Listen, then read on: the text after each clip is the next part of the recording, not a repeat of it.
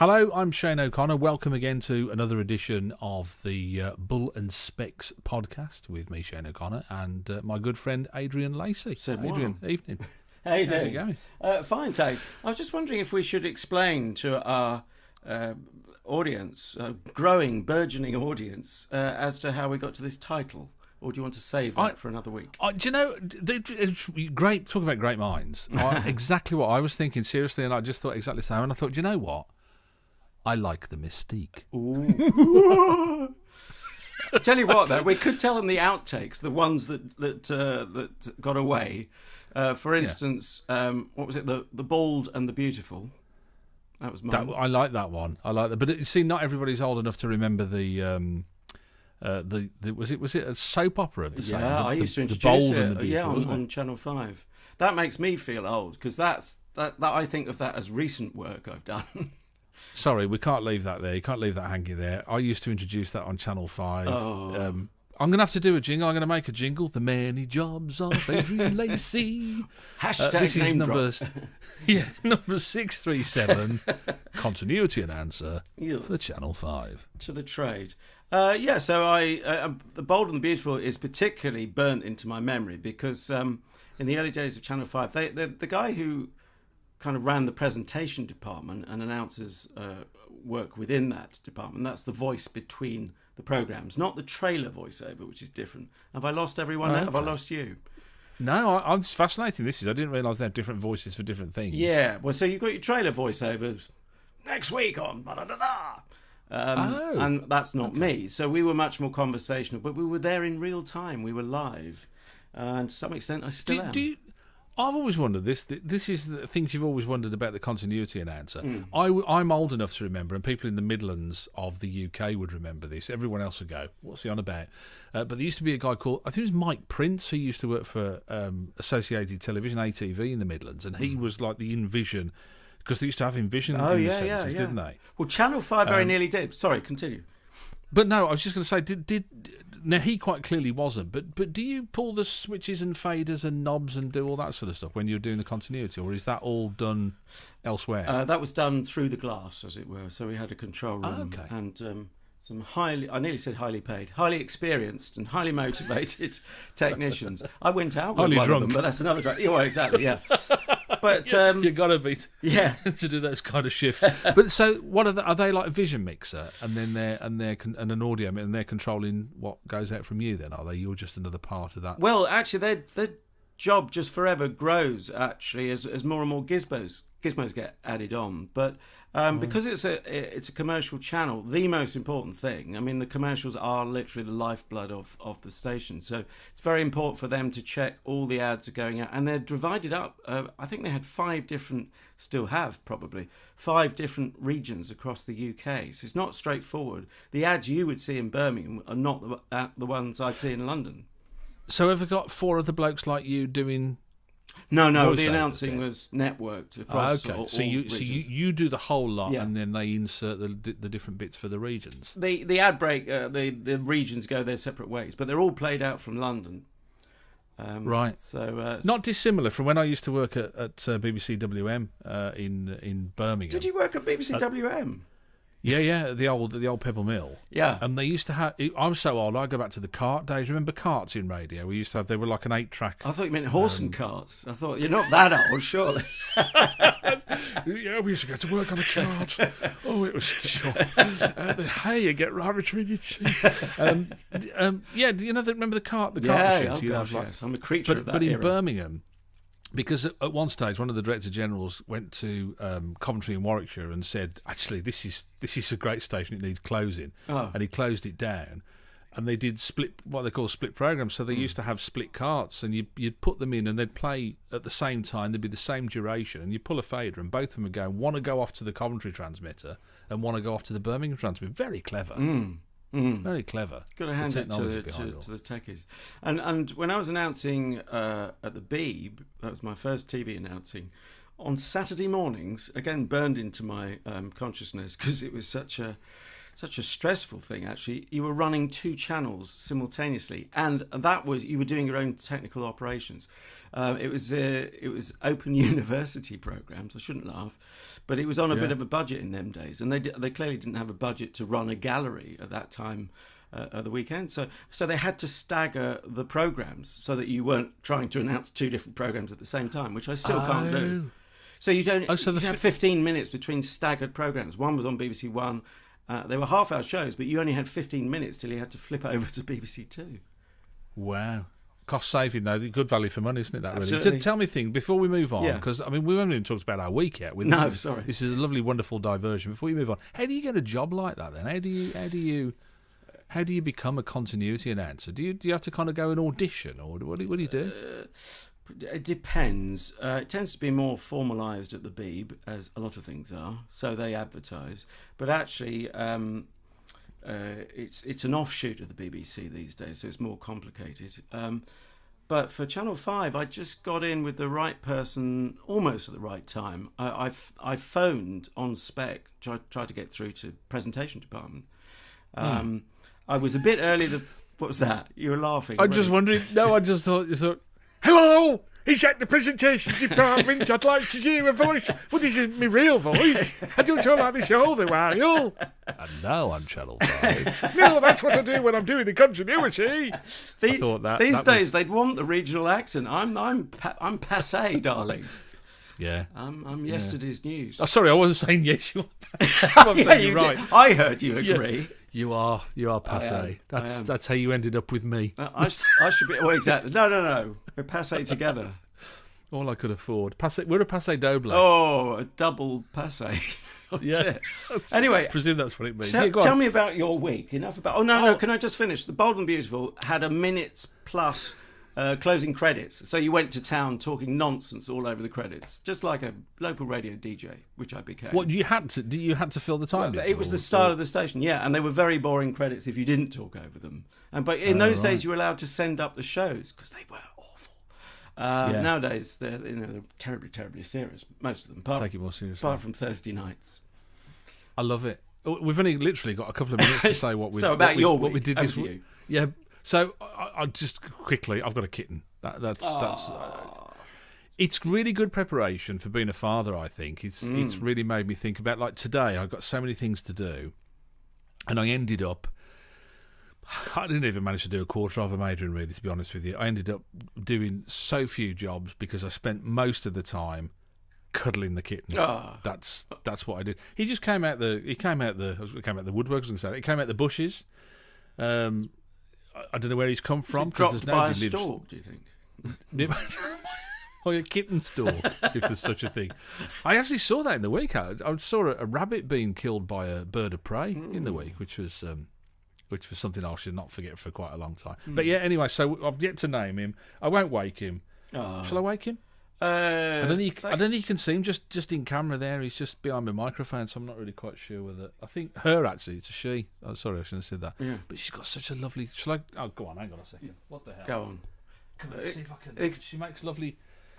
Oh. She makes lovely noises like R2D2. I'll try and get to purr. Come on, sweetheart, quick! It's your big moment. Has she got a name yet? Oh. No. She's going to the vets tomorrow to just be checked up and vaccines and that, because we've got another cat and we just want to make sure that they're all safe. But she's still asleep. She's not going. I thought she might purr, but she's not going to. So no, I'll keep you posted on that name wise and everything. So that was my week anyway. New addition to the family. What about you? What have you been up to? Emails.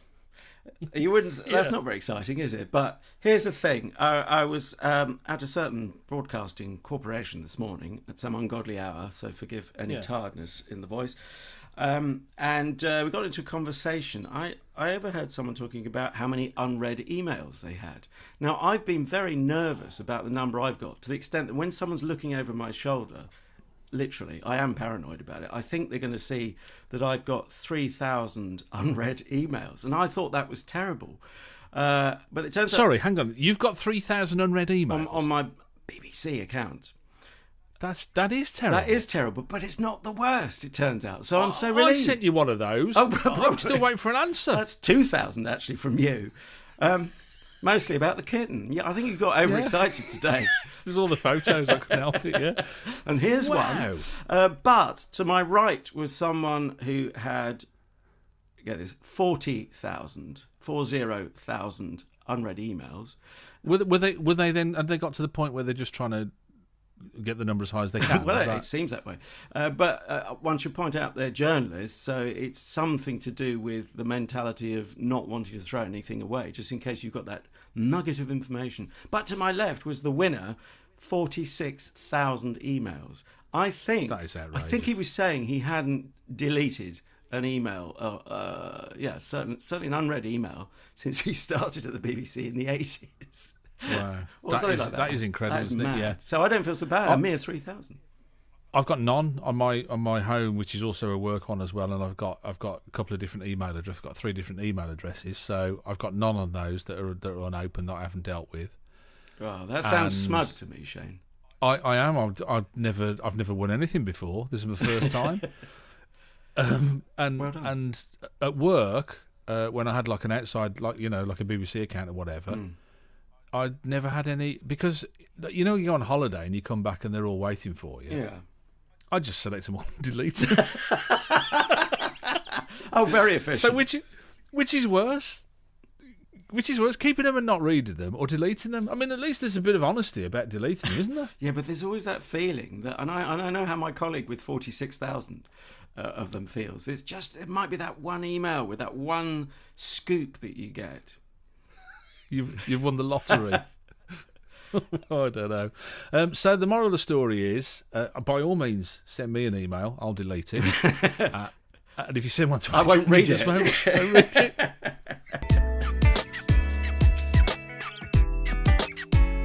You're listening to the Bull and Specs podcast with Shane O'Connor and Adrian Lacey. First story I wanted to talk about, Adrian, that caught my attention, and might be close to your own heart, actually, because I know you spend a lot of time in and around London.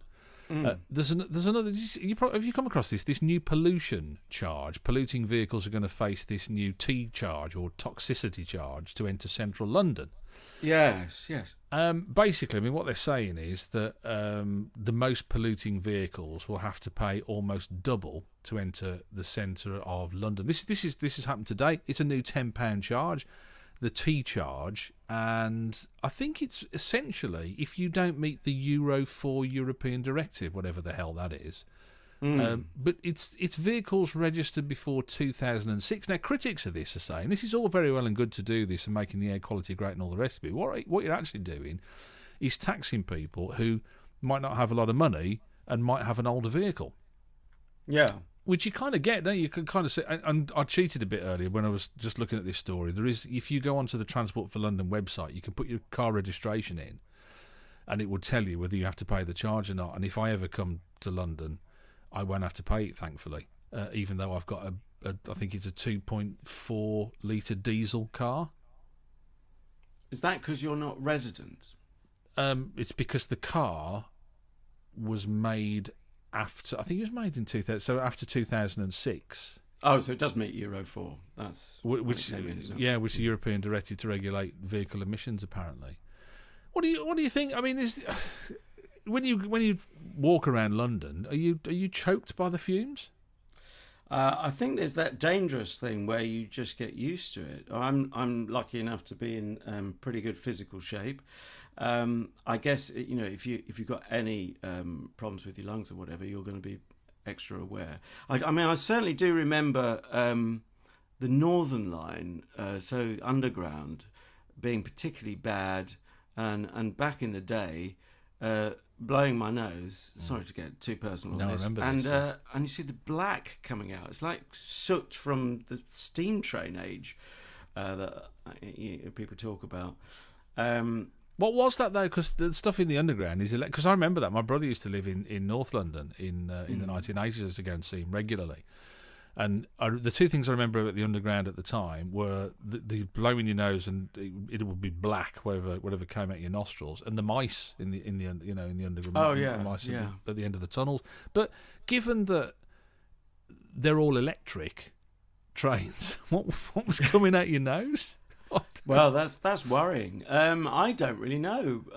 It almost had a sort of oily quality. Yeah. But yes, if they're electric, they're not burning oil. No. But I do wonder. I mean, where's the air coming from? Of course, it's coming from above ground. So, but then that doesn't answer why the Northern Line particularly would be worse, and you didn't get the effect above ground. So no. I've demolished my own argument.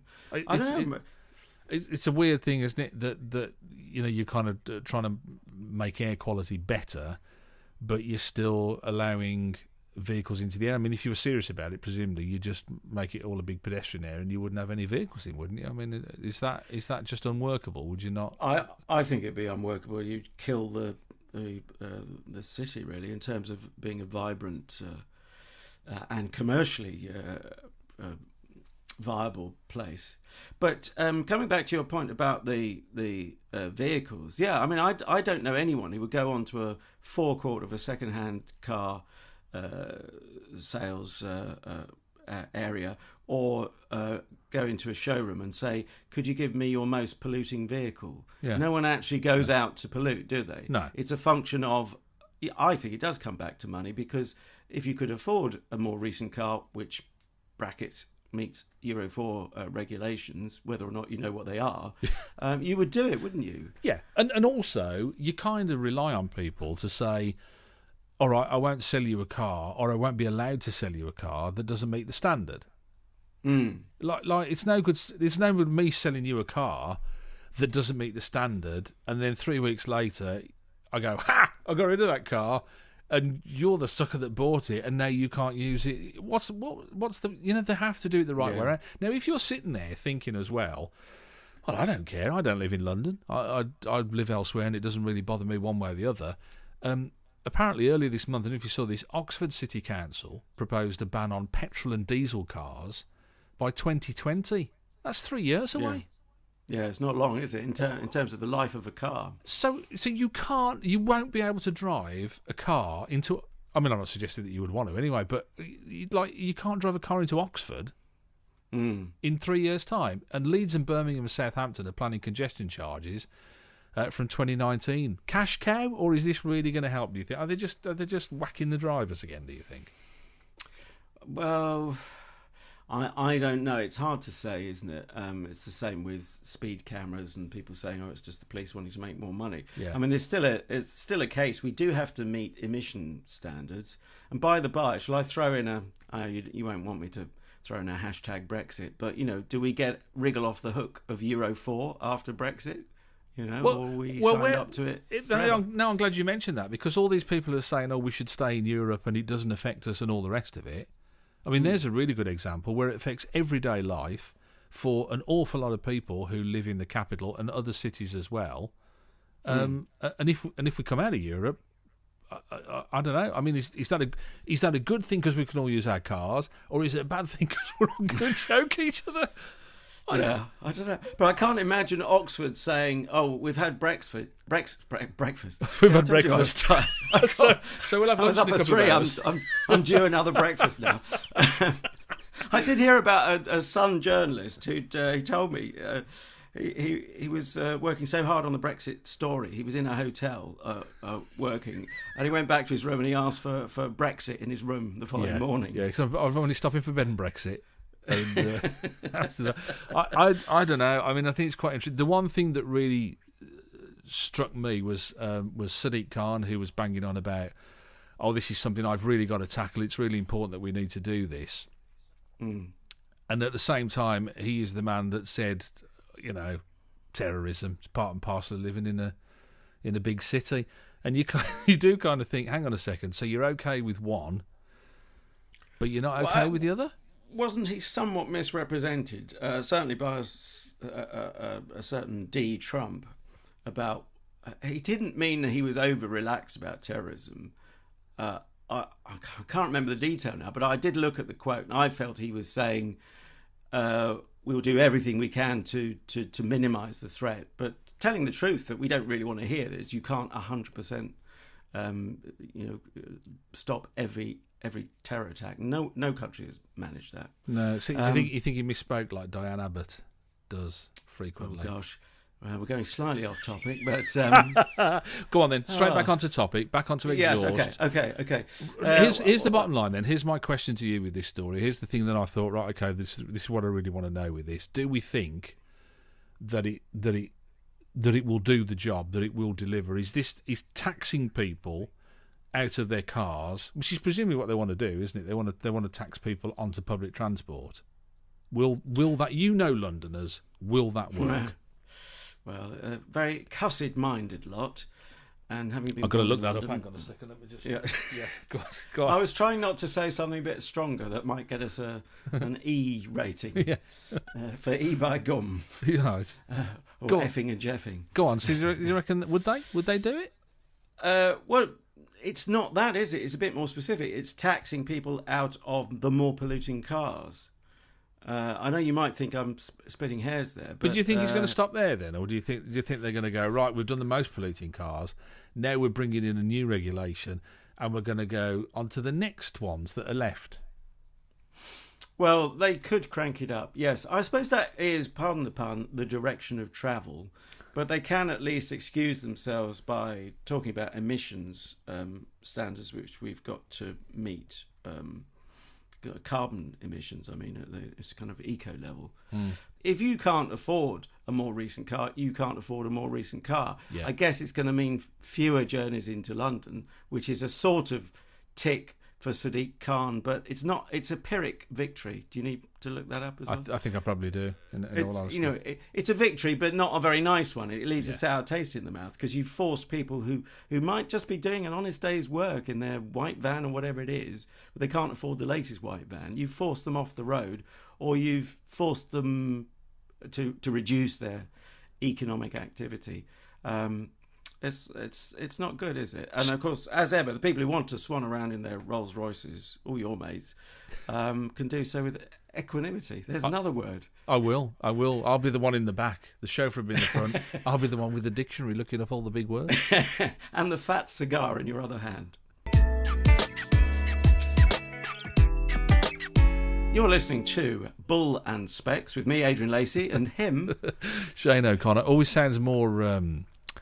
I don't know, weird and wonderful when you say it. It's more entertaining, more comical, Bull and Specs. Basically, what you're saying is I can't be taken seriously. No, I think it's just when I hear it out of your normally serious visog that I think, is he being wryly sarcastic? Is he calling me Bull or Specs? I don't know. This is the same Fizzog that had to announce Bull. Which one is it? Bold and the Beautiful, not Bald and the Beautiful. How you ever got that job, I'll never know. I don't know. I used to write my script down on printed pages. That's how I did it. And I tended to have a bit more sleep before the shifts. Anyway, here we are. Enough excuses already. I know from a prior conversation that you're interested, as I am, in this story about police officers wearing nail varnish on duty. Yeah. And including the male of the species, but not just for the heck of it, to highlight modern day slavery. Shall I explain? Yeah, please. For all of our sakes. Well, this is something actually I came across in, of all things, a podcast probably about a year ago. And it was, I'm trying to remember the publication, a journalist was on this podcast talking about her scoop, as it was then, about slavery in nail bars. So that's the connection. People painting nails, doing beautifying, and all of that. And this was in New York City. I think she was working, she's probably a freelance journalist, but she was working for this story, if I remember correctly, on the New York Times. And I had someone flagged it up, or was it her personal experience? I think someone had flagged up to her that this woman was trying to make an appointment at a nail bar in New York City, one of the wealthiest places, if not the wealthiest place on earth, and trying to put a date in the diary and a time. And the person on the end of the phone who would be doing the nails said, "What time do you want to come?" And she said, "Well, what are your hours?" She said, "I can do any time." And slowly the penny dropped, or should that be the cent or dollar, that actually it was this one woman who at any time of the day, a 24-hour period, could be called upon to do nails. Now, if you're a busy woman, you might think, hey, great for me. Yeah, but hang on, think for a minute. This woman could get a call at 2 a.m, someone coming around and wanting their nails sorted. Never mind what your sleep pattern is, or and it was this one individual, and she could end up working, as I say, any hour of the day, and frequently, I think, working crazy hours within a day. That'd be worse than being a freelance journalist, wouldn't it? That'd be terrible. Goodness sake. Even worse than that, can you imagine? So, I mean, this was the issue that they were highlighting, but a lot of people were critical about the police wearing nail varnish, weren't they? And highlighting it in such a... It wasn't. In fact, I read a comment. I follow some people from the Police Federation on Twitter, and I think it was one of them who said something along the lines of, this is a really serious issue, this is a really terrible way to highlight it, this is not what the police should be doing. And that's what people took umbrage at, Adrian, wasn't it? Really, it wasn't saying that it wasn't a serious issue and it wasn't a problem. They were saying it is a problem, it is an issue, but is this the best way to highlight it? Well, there was one tweet, not from a police officer, I think. Well, it could be an off-duty police officer, perhaps, a disgruntled one at Avon and Somerset, where the exercise was going on, if we can call it that. But one disgruntled person. There's never a shortage of angry people on Twitter, for goodness' sake, is there? True. And one person said, "Look, pretty close to what you've just said," and quoted. This is a serious issue, but why don't you just give us the numbers? Well, I can tell you now. If they'd just given the numbers, you and I wouldn't be talking about it, would we? And I wouldn't be holding up in the nicest possible way, my finger to the camera now. Hopefully you can see my beautifully pink-eyed varnished nail. Just the one. Oh, yeah, sorry, I was going to say, I think you were being a critic on the podcast for a minute there, but I see what you're doing now, yeah. No offence intended to anyone watching the pictures. And if you weren't watching the picture, I have only 1 out of 10. It's a 10% nail varnish ratio. On my right hand, sorted by my beautiful wife, who is not a modern-day slave. Well, she might say she is. I was going to say, you're really not communicating, are you two? I can see that. No, we're not. No, but hang on. And nice job, by the way. I knew you hadn't done it. Thank you. I could tell that from a country mile away. But there's a difference between you doing that and police officers doing that. And don't people look to police officers to provide a standard? I mean, personally, I don't know what you think, personally, and I think the police do a fantastic job. I do question the way they are led, both by their senior management and by the government at times, and I really do feel, if you talk to police officers on the street, they don't really know what's going on. It's not the force that they joined 15, 20 years ago, a lot of them will say. But you you look at the way they're doing stunts, like they shouldn't be doing that, should they? In my view, it was only for a day, wasn't it? It's entirely predictable that there would be this backlash. I have to say I'm sympathetic because it's done the job. It has raised the profile. But is that their job, though? I mean, if I have my car nicked, I want the police to find the person that did it and take them to court so that they're punished and rehabilitated or whatever they want to do. I don't want them to camp. I don't want the police to campaign. I think they lost the plot when they started saying that they had customers and they became a police service rather than a police force. But I don't. That's not what I pay my taxis for. I pay them to keep us safe and to go out and to catch people who are trading with modern day slaves or whatever they're doing, or running slave gangs or whatever. But not to do. I don't pay them to do publicity stunts, do I? Surely.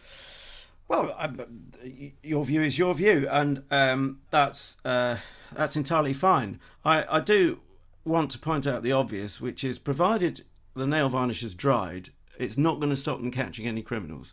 I know as of tonight, you have actually got to make sure the varnish dries. And 10 minutes before we started recording, my wife was getting the hair dryer out, right, which is not a device I've seen in years. I was going to say, neither of us know what that sounds like, do we? I've not plugged mine in for a number of years. I don't know. Yeah. Yes. Mine's on a different voltage and doesn't meet modern day standards. Yeah. It's not Euro 4. Do you know, and this is where I feel sorry for the police, because again, I think the fact that they feel the need to be campaigning in this way is misguided.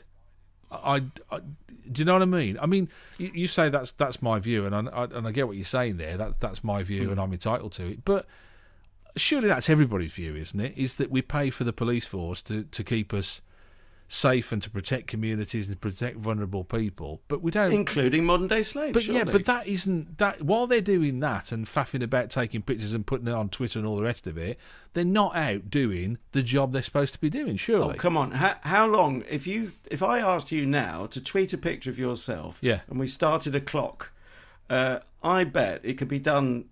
You know, you'd have it up within 2 minutes, and probably less than that. Yeah, it was probably in the coffee break. I mean, it's got as a PR thing, it's got predictable weaknesses, but I'm guessing also it was completely voluntary. There's no way that you'd be forcing some burly 6.5 foot coppers, male or female, to wear nail varnish against their will. Well, that would be modern day slavery, wouldn't it? And then that would be uber ironic, wouldn't it? Really? That's blown my mind. Oh, you got Uber in as well. Yeah, very good. It's all coming together. But you say it only takes a minute, girl, to paint your nails, as Gary Barlow once said. But you're such a DJ. Doesn't it kind of allude to a mindset that it's? See, I don't think the police should be tweeting at all. I don't want to see the police. I don't want you tweeting. I don't mind. That's what they have a press office for. And don't forget, they haven't got Twitter and got rid of their press office. They've actually got more people in their press office now than they've ever had to make sure that Twitter's done properly. Do we know that for a fact? I do. You do. We're all waiting for the evidence. It's amazing if you say something with enough conviction that it just ends an argument. Not with me, it doesn't. I do. I know that for a fact. Yes. But you can't reveal your sources. I can, reasons. But I just choose not to. Yeah, whatever. No, as they say. I can only tell you West Midlands had in fact, I saw the adverts. They were advertising for people to be social media in their press office, so I can only assume that they have more people in their press office because they didn't have them previously. Right. Well, you and I, having worked at the Beeb, and I'm still doing work for them, this comes out of nowhere. If you ask your boss, so how much am I being paid extra for this extra social media? Oh, sorry, I didn't realise you'd see that as a joke. Yeah. There was no extra money for social media, certainly in local radio. No, but unless they're, like I say, if you start adding numbers to your press office. My point is though that I don't sit there on Twitter and go, oh, look at that. The Central Motorway Police Group are tweeting about how safe the roads are this evening and how they haven't, they've stopped people and they weren't drink driving or whatever. I feel so much safer now. And so much. I don't feel that. I think, why are you even telling me this? Oh, you shouldn't be doing that. You've only got to drive down any road in this country at night and look at everybody's lights. They've got no tail lights and the lights are all pointing all over the place and, they've got front headlights gone and all the rest of it. Shh, don't shock me in front of everyone. And if you don't go to Halfords and get it sorted, but the reason that's like that is because there's no cops on the road, because they're all back at the station painting their nails and blooming tweeting. Yeah, obviously. Possibly. That's what they're doing all the time. No, but do you know what I mean, though? Is that you're saying about we haven't got the resources, so that should be, as you rightly say, this is something that's shoehorned in as an extra. Well, that should be the first thing to go. If they haven't got the resources, they should be nailing down. Nailing, very good. Yes, the crime you figure. You can't help yourself. Somebody made a good point. Well, did you see the one where they said, like, they got bright yellow and they said, I hope you take that off if you have to go and tell somebody's family that somebody's been seriously injured or whatever, and then you kind of realise the work that the police do isn't conducive with this kind of stunt. Well, maybe they did it, for all we know, at the end of a shift, or maybe you would know if you were on those kind of duties. I don't know. Anyway, what I do know is, I want to ask you one thing then. Yeah. How would you raise the profile of modern-day slavery? I'm guessing it's not going to be through police officers wearing nail varnish. Surely, to my mind, that's something an MP should do. That's who I want to campaign in. And equally, if I see somebody out who's drinking and driving, I don't want an MP to be dealing with it. I want a police officer. There's this crossover that's just stretching the police in this country now, and they're dealing with all kinds of things that they shouldn't have to deal with. And this is why they're in the state that they are, because they're trying to be all things to all people. So they shouldn't be doing it at all. I would say to them, don't do it. Okay. If an MP raised the issue, then do you think we'd still talk about it? I don't know. You got a point there. I don't know. I think that is a valid point. Maybe Bob Geldof should paint his nails and we'd all listen. and on that bombshell, we've run out of time again, because it's time for me to get my nails done and my hair and all the rest of it. I'm sure you're the same as well. Listen, thanks for joining us. Thanks for listening. I've enjoyed it this week. Have you?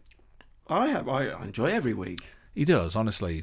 I know he doesn't sound like it, but he does. Oh, sorry about that. That's the tiredness coming through. But yes, I'll stop banging on about that as well. We'll edit in a more exciting one afterwards. Listen, if you can join us next time on the Bull and Specs podcast, we'd love to have your company. So from me, Shane O'Connor, see you next time.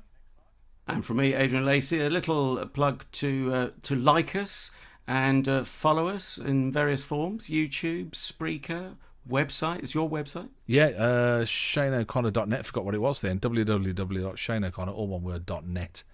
And you can find us there.